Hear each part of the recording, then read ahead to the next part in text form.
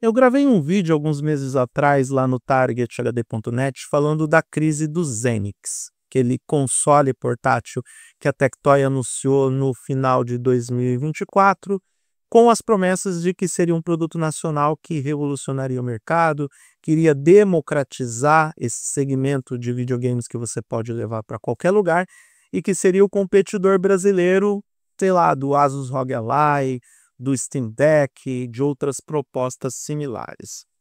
Na época eu disse que esse console já chegava cheio de polêmicas porque não levou nem 10 minutos da apresentação do produto e os usuários brasileiros que sabem utilizar a internet e sabem pesquisar no Google quando querem saber de mais detalhes sobre determinados produtos, eles descobriram rapidamente que o produto era um white label.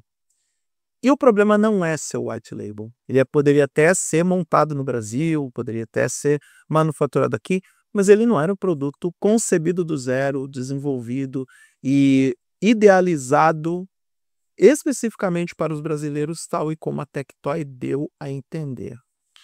Aí, para aumentar essa crise, a Tectoy colocou esse produto num preço que era totalmente fora de uma realidade prática, ainda mais levando em consideração o quilo que já tinha no mercado e as características que o Xenix entregava. O Xenix Lite custa R$ 2.700 no preço promocional, porque o preço de lançamento dele era R$ 3.299, era um enorme tiro do pé da Tectoy. Tiro no pé, não tiro do pé, porque o pé não atira. Era um grande tiro no pé da própria Tectoy, porque em algum momento eles iam ter que lidar com as críticas das pessoas que, com esse mesmo valor, poderiam comprar um Nintendo Switch ou Nintendo Switch Lite, poderiam fazer uma força e comprar o Steam Deck importado, poderiam comprar um Xbox Series S, porque apesar do Xenix ser um portátil, não sei se as pessoas teriam tanto ímpeto para jogar nesse videogame no metrô ou em qualquer lugar, tal e como deu a entender o Sr. Ed lá naquela entrevista vergonhosa e constrangedora lá para o Flow Games. Então, a Tectoy tinha que lidar com tudo isso. Para completar a cereja do bolo da polêmica, era o presidente da Tectoy, que, na verdade, é o representante da marca aqui no Brasil, que foi comprada por uma empresa administradora de máquinas de cartão de crédito. Ele compartilhou na internet ao longo de meses manifestos, opiniões, ausências de opiniões dos mais baixos estirpes, preconceituosos, misóginos, xenofóbicos. Ele foi o chorume do chorume durante meses. Ele teve que fechar a conta dele nas redes sociais porque ele percebeu que ele tinha se expressado de uma forma um tanto quanto equivocada para um mundo em constante transformação e para um público que tende a ser mais crítico para esse tipo de manifestação. Inclusive, eu falei no vídeo sobre o Podpah, sobre a polêmica do Podpah em querer mandar strike em todo mundo que não concorda com as opiniões deles e que principalmente faz troça e piada das merdas que eles falam nos podcasts, que a geração Z é mais crítica em relação a falas preconceituosas. E parte do público do Xenix é a geração Z. Eles fazem mais barulho do que os jovens adultos e os adultos, que era o grande público do Xenix, aquela galera que tem entre 25 e 45 anos, que viveu o auge da Tectoy na década de 90, que tem dinheiro para gastar, mas não sei se iria gastar nessa versão da Tectoy. Tá, eu enrolei por mais de 5 minutos para dizer que o Xenix, o projeto Xenix acabou, foi de arrasta para cima, podemos dizer isso com uma certa dose de segurança. Será até uma irônica surpresa se o Xenix Pro chegar ao mercado e talvez para reduzir o prejuízo que a Tectoy vai ter, melhor lançar o produto, ou talvez não. Quem sabe eles não lançam o produto para não ter que abraçar essa pemba de prejuízo. Até porque toda a equipe de marketing do Xenix foi embora, incluindo o fanfarrão do Pedro Caixa. E eu não tô aqui para ofender o Pedro Caixa. Não tô. Sinceramente, eu acho que eu passaria pelo mesmo ridículo para tentar segurar o meu emprego. Para tentar justificar o injustificável. E isso eu vi acontecer várias e várias vezes no departamento de marketing de várias empresas de tecnologia. Só acredito que o Pedro, quando ele comprou a ideia do Zinix, era uma coisa, teve as variantes da cotação do dólar, teve a variante de uma outra empresa assumir o controle da Tectoy e ir para uma outra direção para essa visão de produto, teve todas essas variáveis, e ele não podia imaginar no monstro conceitual que o Zinix iria se tornar por decisões que não passam por ele. O Pedro Caixa só tem que divulgar o produto, ele tem que fazer com que o produto chegue num público maior. Não é responsabilidade nem dele, nem do Ed, o preço final do produto. Isso passa por executivos, passa por gente que tem muito maior peso e poder de decisão dentro da Tectoy. Eu entendo isso, de verdade. Eu poderia aqui estar zoando o Pedro pela situação que ele se colocou, se bem que ele realmente se colocou em situações constrangedoras. Tem vídeos dele no Instagram, aquele vídeo de defesa das críticas, porque ele chegou a rebater as críticas que os usuários, que a comunidade gamer estava fazendo aos Zinix e principalmente ao preço que ele chegou ao mercado. Ele fez um vídeo horroroso no Instagram tentando defender o produto. Hoje a gente vê que ele estava tentando manter o emprego dele, assim como o Ed também está. Por enquanto, o Ed de toda aquela turma que deu a cara para bater, para defender os Zinix, só o Ed que ainda está contratado. Todos os demais pularam fora pelas divergências com as visões que o produto tomou a partir do momento que os proprietários ou aqueles que mandam no negócio apresentaram visões diferentes daqueles que estavam tentando promover o produto de uma forma minimamente aceitável. De novo, o problema não é ser white label. O problema é não contar a verdade para as pessoas. E essa decisão de não contar a verdade veio do presidente da Tectoy, não do pessoal de marketing. O pessoal de marketing vai ficar levando porrada porque são eles que conversam com o público. Mas os executivos precisam ter a orelhinha puxada e torcida com toda a força, porque são eles os responsáveis por escolher os valores dos produtos. Mas onde está o maior erro da Tectoy ao tentar resgatar o prestígio da marca com um produto que é o white label? E, de novo, não é o problema. O Master System e o Mega Drive são produtos importados. Eram produtos importados, porque aquele tempo foi e não volta mais. E ninguém reclamou do fato deles serem importados. Até porque no final da década de 80 e começo da década de 90, por mais que a gente não tivesse o mesmo acesso à informação, porque não tinha internet, não tinha sites especializados, e as poucas revistas especializadas sobre videogames eram relativamente caras, a gente tinha consciência de que esses produtos eram lançados lá fora e que havia um esforço gigantesco dos fabricantes de eletrônicos no Brasil em trazer os videogames para cá. Não só a Tectoy, Gradiente, CCE, quem trouxe o Magnavox para o Brasil, a Atari, todas as empresas brasileiras tiveram que batalhar contra leis retrógradas, leis da época da ditadura militar, que pregavam o protecionismo econômico para trazer produtos que, se não fosse através da engenharia reversa, jamais chegariam ao consumidor. Felizmente, a Tectoy deu a sorte e a felicidade de lançar o Master System e o Mega Drive em uma época em que o Brasil já não tinha mais essas leis protecionistas. Mas ainda assim, eles trouxeram um projeto para cá, construíram a linha Fabril em Manaus, na Zona Franca, montaram o produto, distribuíram o produto, mas a gente sabia que não era um produto 100% nacional. Até porque o Brasil não tem tecnologia para isso. Até porque, até tem, se a gente for pensar na retroemulação, dá para lançar um console decente. Até mesmo se a gente for pensar na ideia de você ter um console portátil, ou com Windows, ou com a plataforma do SteamOS, a gente consegue lançar um produto de boa qualidade. É só ter boa vontade e, quem sabe, o governo colocar alguns incentivos. Mas a Tectoy já tem um histórico de lançar produtos ruins por conta própria. O Zibo foi uma coisa horrorosa.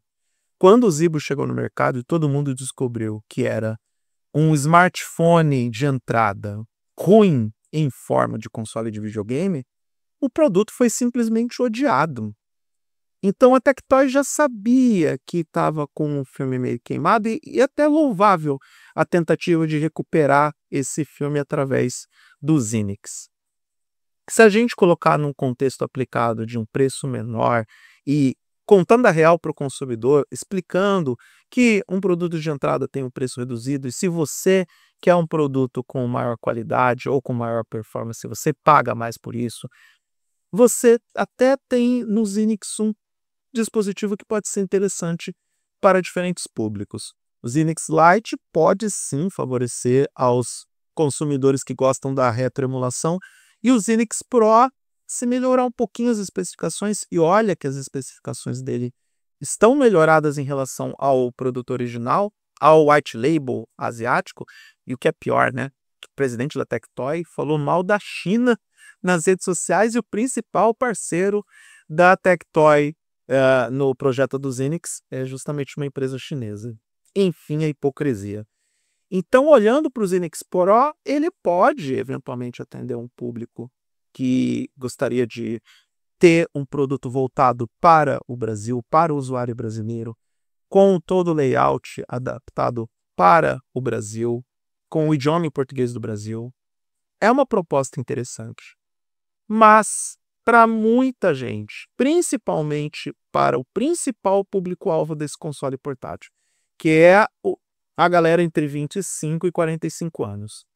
Basicamente, eu seria um comprador em potencial do Zynix. Eu sei que aquela Tectoy do passado, a qual eu sou muito grato, porque, afinal de contas, alguns dos meus primeiros videogames foram da Tectoy. Eu tive o Master System, eu tive o Mega Drive, tive o Sega Saturn. Eu fui feliz com esses consoles. Então eu sou muito grato à Tectoy por me oferecer uma parte da tecnologia que eu utilizei que eu não teria acesso se não fossem os esforços da empresa. Essas memórias que eu tenho da Tectoy, elas serão eternas. Elas não serão apagadas mesmo que eu venha ter Alzheimer. Mas eu entendo como um ser racional que escreve sobre tecnologia há 16 anos e que tem contato íntimo com esse setor, com esse mundo, seja como consumidor ou como produtor de conteúdo, há pelo menos 30 anos, que é essa Tectoy que nós estamos testemunhando, que fez essa bagunça na promoção do Zynix, que, sim, desculpa Tectoy, vocês tentaram ludibriar o seu público-alvo, tentaram ludibriar o consumidor, contando algo que não era verdade. Não era um produto concebido, promovido ou pensado através de projetos de engenharia ou através de uma iniciativa nacional. Então, poderia ter dito a verdade que a gente não ia se incomodar. Essa Tectoy de hoje não é a Tectoy que me entregou algumas das melhores memórias que eu tenho de relação com tecnologia. Isso porque vem na minha cabeça produtos como o Pense Bem. Os meus pais me deram o Pense Bem quando eu tinha 9, 10 anos de idade. E eu achava o produto fantástico. Foi um dos melhores presentes que eu recebi na vida. Então, obviamente, não estamos falando da Tectoy do passado. Estamos falando de uma empresa que sequer tem o compromisso de ser transparente com o consumidor, tanto com um novo consumidor que quer conquistar, quanto com o consumidor antigo que já tinha uma relação com a empresa. Parece aquilo que aconteceu com a Nokia. Uma hora eu vou falar sobre isso, sobre a ótica da Nokia. A HMD Global se empolgou, pegou os direitos de utilização da marca Nokia da Microsoft, lançou alguns produtos, lançou alguns smartphones, vendeu a falsa ilusão de que sim, poderia ser uma empresa que resgataria a essência da antiga Nokia, para no final das contas abandonar a marca Nokia novamente para promover a marca HMD, que é a marca original, que é a marca que rende mais lucro, inclusive, para a própria HMD, e a gente chega à conclusão que essa empresa, que tem alguns ex-funcionários da Nokia entre os seus principais responsáveis, utilizou a marca lendária finlandesa apenas para se promover. Soa mais ou menos a mesma coisa na Tectoy. Eles queriam dar aquele engajamento numa marca que foi clássica, que foi lendária, para poder dar aquela turbinada apenas e tão somente pelo view metal. Não ia dar certo. Não tem como dar certo dessa forma. E olhando um pouco mais a fundo para o prospecto recente dessa Tectoy, que é um rascunho da empresa da década de 90, a gente também vê que tem produtos de gosto muito duvidoso para o grande público. Não estou falando das maquininhas de cartão, porque eu nem cheguei perto delas, eu não tenho o que falar sobre esse produto. Mas eles lançaram recentemente, num passado não muito distante, uma box, um console retroemulador, que tem alguns jogos de diferentes plataformas, tem alguns poucos jogos da era da Tectoy, mas que também é um produto que pode ser encontrado lá fora com outra marca, também é um white label que eles enveloparam e colocaram o logo da Tectoy e comercializaram no Brasil com uma qualidade que, sei lá, não entrega aquilo que a gente espera de uma marca como essa. Então, quando a gente olha para os detalhes, a gente vê que o buraco do Zenix é mais embaixo. Não é culpa do marketing, não é culpa do cara que dá a cara para bater na imprensa ou nos produtores de conteúdo para poder justificar a validade do produto. É culpa do grandão, é culpa do cara que está lá em cima, lá no topo da cadeia alimentar. É culpa daquele que não tem noção de como funciona o mercado brasileiro e que não tem noção de qual é a relação do consumidor brasileiro com a Tectoy. Não tem noção do passado, não tem noção do legado, não se importa com o seu público. O Zenix acabou conceitualmente, e eu não posso aqui afirmar que o projeto chegou ao fim nos aspectos comerciais, mas conceitualmente acabou por conta de uma tonelada de decisões erradas de pessoas que não entendiam do que estava falando, não entendiam do que estava fazendo e nem se importaram em entender ou se conectar com o seu público. O Zenix até que poderia ser um produto bem pensado, as expectativas foram criadas, as pessoas estavam empolgadas, mas não é só que deu tudo errado, eles fizeram para dar tudo errado. E com as revelações do Pedro Cacha, que sim, foi fanfarrão quando tentou defender o indefensável. Mas, de novo, eu não culpo o cara porque qualquer um faria a mesma coisa para defender o seu emprego. Então, com a revelação do Pedro Cacha, que havia divergências entre marketing e as pessoas que determinavam os preços, fica mais do que confirmado que esse projeto nasceu para ser fadado ao fracasso, que esse projeto não tinha como avançar, que esse projeto não tinha como dar certo. E que os executivos da atual Tectoy comecem a entender o que aconteceu e comecem a repensar a estratégia e rápido. Se quer mesmo ficar no mercado brasileiro em um segmento que é valioso, que é o segmento dos videogames. O Brasil é um dos maiores mercados globais. Apesar de tudo que Sony e Microsoft estão fazendo dentro do nosso mercado, é um país que vende bem em termos de jogos vendidos, downloads, consoles. Enfim, é um mercado interessante para qualquer fabricante de videogames. Se a Tectoy quer a sua fatia de mercado, a primeira coisa que precisa fazer é pedir desculpa para o público brasileiro. E a segunda coisa, que é muito importante, tão importante quanto a primeira, é entender como o consumidor brasileiro é. Nós não vivemos num país de selva e macaco. A gente vive num país onde muita gente tem internet e a galera que gosta de videogame é muito antenada, entende mais do que os executivos, entende mais do que a galera de marketing e em 10 a 15 minutos consegue descobrir a verdade sobre qualquer produto que é importado, mas que o fabricante diz que é de produção ou concepção nacional. Fica a dica, Tectoy. Se vocês querem salvar os Zenix, é melhor que vocês sigam tudo o que eu falei ao longo desse vídeo.